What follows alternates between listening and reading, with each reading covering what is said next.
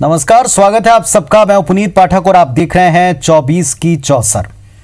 उपचुनाव के लिए सियासी पारा प्रतिदिन चढ़ता दिख रहा है। दल बदल और इसके बाद की परिस्थितियां पूरे प्रदेश के सामने। सियासी समीकरण पूरी तरह से उलट चुके हैं। नेता अपनी साख बचाने में जुटे हैं, अपना दबदबा दिखाने में जुटे हैं। IBS24 की टीम इस खास पेशकश 24 की चौसर के जरिए एक एक सीट का सियासी तापमान नापकर पूरी पृष्ठभूमि आपके सामने रखती। आज बात मुरैना की अंबा विधानसभा सीट की।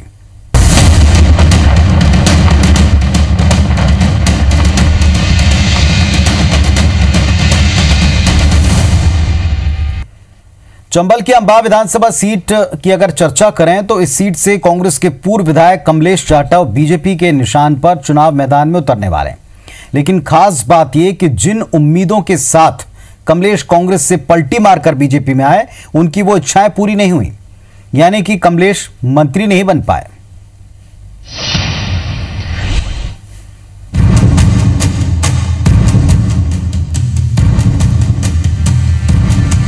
मुरैना की अंबा विधानसभा सीट से 1998 में बीजेपी से बंसीलाल जाटव ने अपनी किस्मत आजमाई थी। वहीं 2008 तक बीजेपी से अंबा विधानसभा सीट पर वो काबिज रहे, जिसके बाद 2008 के चुनाव में बीजेपी ने अपना प्रत्याशी बदलकर कमलेश सुमन को चुनाव लड़वाया।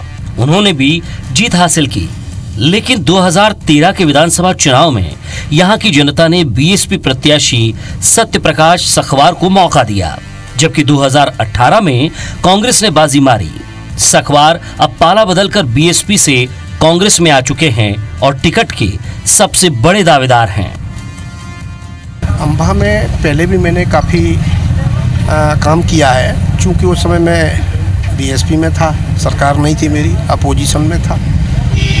अब चूँकि सरकार जनता ने मुझे मौका दिया और मैं विधायक बना आप सबके आशीर्वाद से, जनता के आशीर्वाद से, तो सरकार भी बनेगी और सरकार बनेगी तो बहुत सारे काम होंगे, इसमें कोई वजह नहीं। मुरैना जिले की अंबा विधानसभा में मतदाताओं की संख्या लगभग 2,12,000 है, जिसमें पुरुष मतदाता 1,22,000 हैं, जबकि महिला मतदाता 90,000 हैं। जातीय समीकरण के हिसाब से देखें तो सामान्य वर्ग की भूमिका सबसे अहम है।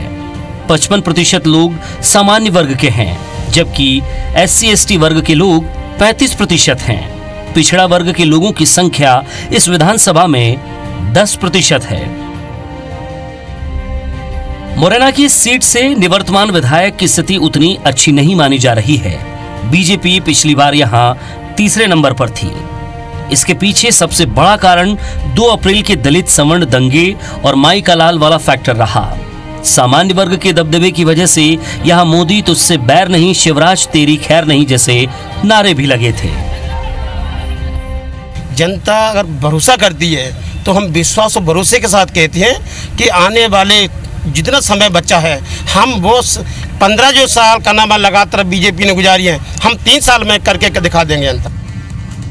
अंबा विधानसभा के लोगों में कमलेश जाटव के दल बदल को लेकर भी अच्छी प्रतिक्रिया नहीं है। कांग्रेस इसे मुद्दा बनाकर अभी से लोगों के बीच ले जा रही है।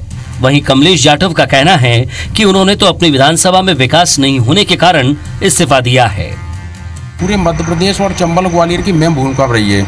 इस मेन भूमिका में अगर इतनी सीटें मध्य प्रदेश में चंबल और ग्वालियर से नहीं आती तो अपनी सरकार नहीं बनती, और सरकार इसी वजह से बनी है कि आपके पास MLA पर्याप्त है, और MLA की आप नहीं सुनोगे तो क्षेत्र के बारे में आपको जानकारी कैसे मिलेगी। MLA तो एक डाकिया का रूप होता है जो अपने विधानसभा की समस्याओं को लेके आता है और माननीय मुख्यमंत्री जी तक बताता है, और मुख्यमंत्री जी की जो समस्या हल होती है उनको जाके अपने क्षेत्र में बताता है कि हमारे माननीय मुख्यमंत्री जी ने इन समस्याओं को हल किया है। विकास के बारे में उनने बिल्कुल नहीं सुना। हमने अपनी जनता के प्रति इस्तीफा दे दिया और जाके हम फिर से चुनाव के लिए तैयार हो। मध्य प्रदेश की 24 विधानसभा सीटों पर होने वाले उपचुनाव को लेकर अभी तारीखों का ऐलान नहीं हुआ है, लेकिन अंबा विधानसभा में अभी से चुनावी माहौल साफ नजर आ रहा है।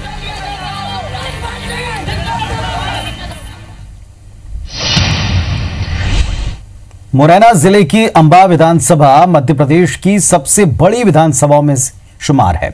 इस विधानसभा ने नेताओं को फर्श से लेकर अर्श तक पहुंचाया। ये सीट नेताओं को राजनीति की सीढ़ी के तौर पर इस्तेमाल की गई। आज भी इस विधानसभा क्षेत्र के वोटर अपनी मूलभूत समस्याओं को लेकर जूझते दिखते हैं। हालात ये कि युवा रोजगार के लिए, पलायन के लिए विवश है।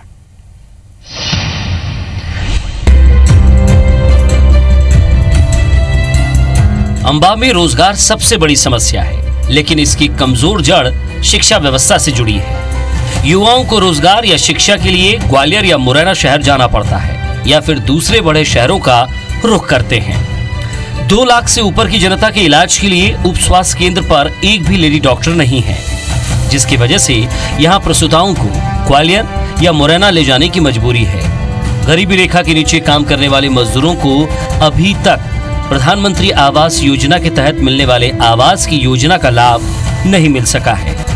बिजली बिल माफ करने वाली संबल योजना का भी लाभ सभी को नहीं मिल पाया है। बहुत ही असंतोषजनक कार्यकाल रहा। रिश्वतखोरी, लूटमार चरम पर रही इसमें, क्योंकि गरीबों के काम नहीं हुए, सभी काम दलाली व्यवस्था से हुई।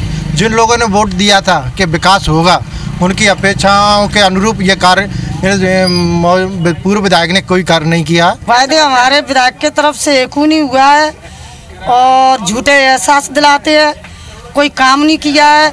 अभी तक विधायक का शकल भी नहीं देखी है हमने कि विधायक है कि नहीं अम्बा में है। विधायक की शकल भी नहीं देखी है हमने, और ना विधायक आज ना हमारे दरवाजे पे, हमारी रोड पे, हमारे नाले पे, हमारे सड़क बनवाने के लिए आया ही नहीं है। अभी हमारे क्षेत्र में तो बहुत समस्या है। हमारे द्वार पे देखो तो नाले में देखो तो नली पक्की भी नहीं करवाई है। आज 10-15 सालों से ऐसा ही चल रहा है, गंदा नाला।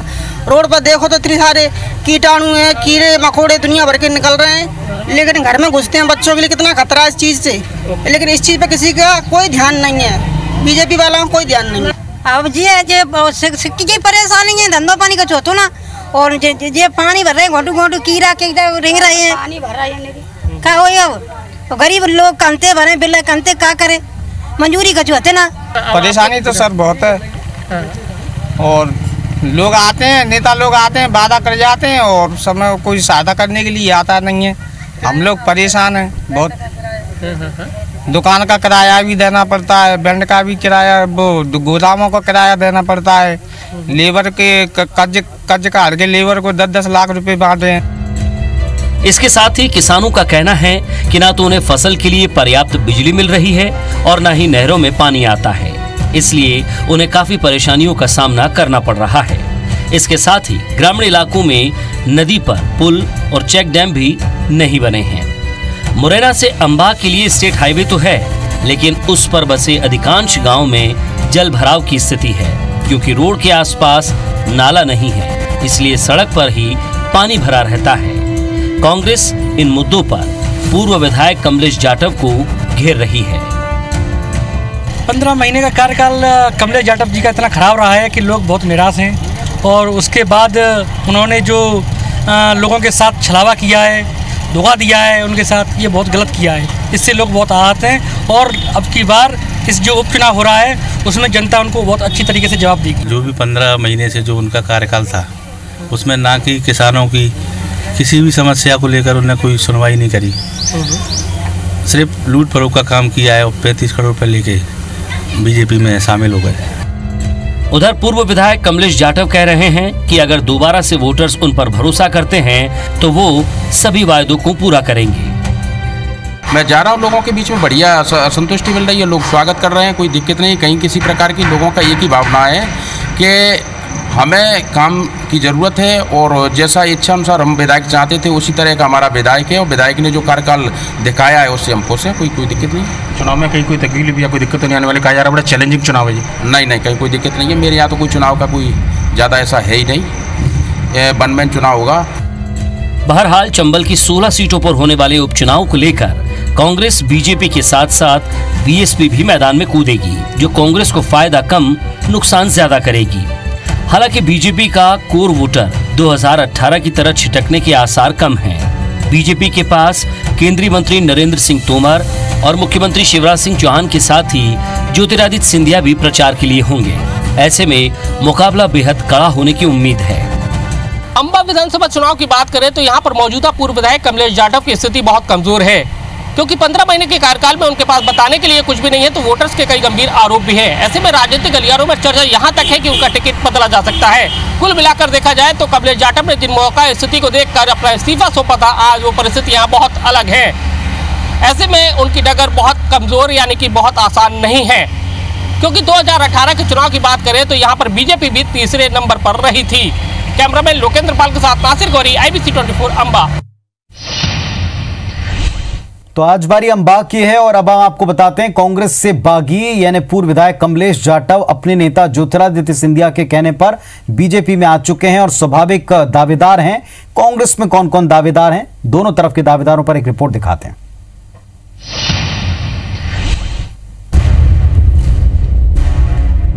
2018 में पूर्व विधायक कमलेश जाटव कांग्रेस के मुरैना जिला अध्यक्ष राकेश मावई के जरिए सिंधिया का भरोसा पाने में सफल हुए थे, तभी उन्हें टिकट भी मिला। लेकिन अब राकेश मावई सिंधिया के खिलाफ खड़े हैं, इसलिए कमलेश जाटव के लिए स्थिति आसान नहीं है। ये क्षेत्र परंपरागत रूप से बीजेपी का गढ़ है और बसपा का प्रभाव भी यहाँ जिले में सबसे ज्यादा है। ऐसे में सवाल यह है कि कमलेश जाटव अगर समझौते के अनुरूप टिकट प्राप्त करते हैं तब यहाँ क्या सीन बनेगा। अगर हाईकमान ने अगर मुझे मौका दिया तो मैं यही कहूँगा कि सीट बहुत अच्छी तरह से निकलेगी। हाँ, मैं गांव में अच्छी तरह से घूम रहा हूँ, भ्रमण कर रहा हूँ। मैंने पोलिंग बूथ पर भी काम किया है, सब कुछ काम किया सर। लगता है कि जीतेगी? जी सर, अगर मुझे हाईकमान ने मौका दिया तो सीट अच्छी तरह से निकलेगी। कांग्रेस इस स्थिति का फायदा उठाने की पूरी कोशिश करेगी, लेकिन बसपा की मौजूदगी उसकी राह रोकने का काम करेगी। बीजेपी अगर अपना प्रत्याशी बदल कर लड़े तो बसपा उसे फायदा पहुंचा सकती है। बसपा यहां से पहले भी जीत चुकी है। वहीं बीजेपी के पास कमलेश सुमन, बंसीलाल और अशोक अर्गल जैसे बेहतर उम्मीदवार भी हैं। लेकिन बुनियादी सवाल प्रत्याशी बदलाव पर सिंधिया की सहमति का है, क्योंकि जिन विधायकों ने सिंधिया के सम्मान के लिए अपनी विधायकी कुर्बान की है, उनके टिकट काटने का काम आसान नहीं है। वन मैन चुनाव होगा, आप देख लेना। कांग्रेस हमेशा से वहाँ तीसरे नंबर पर रही है और आज भी मैं आपसे कह के जा रहा हूँ कि कांग्रेस तीसरे नंबर पर रहेगी। कांग्रेस से मेरा कोई कंपटीशन नहीं है। मेरे यहाँ हमेशा रहती थी बीएसपी रहती थी और बीएसपी दूसरे पर रहेगी, कांग्रेस तीसरे और चौथे पर भी जा सकती है, कोई उसका।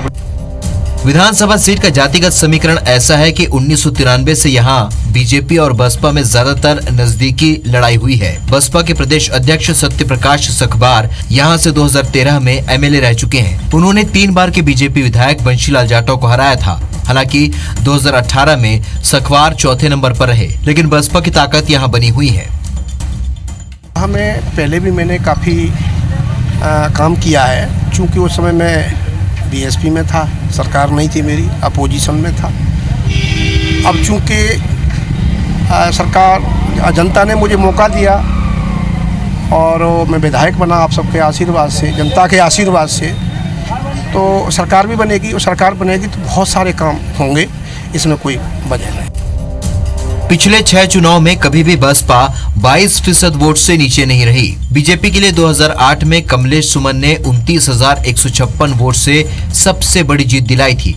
उसके बाद से यहां पार्टी जीत नहीं सकी है। 2018 में बीजेपी प्रत्याशी गब्बर सखबार नेहा किन्नर से भी पिछड़ गए। मौजूदा परिस्थितियों में काफी कुछ बदलाव आया है।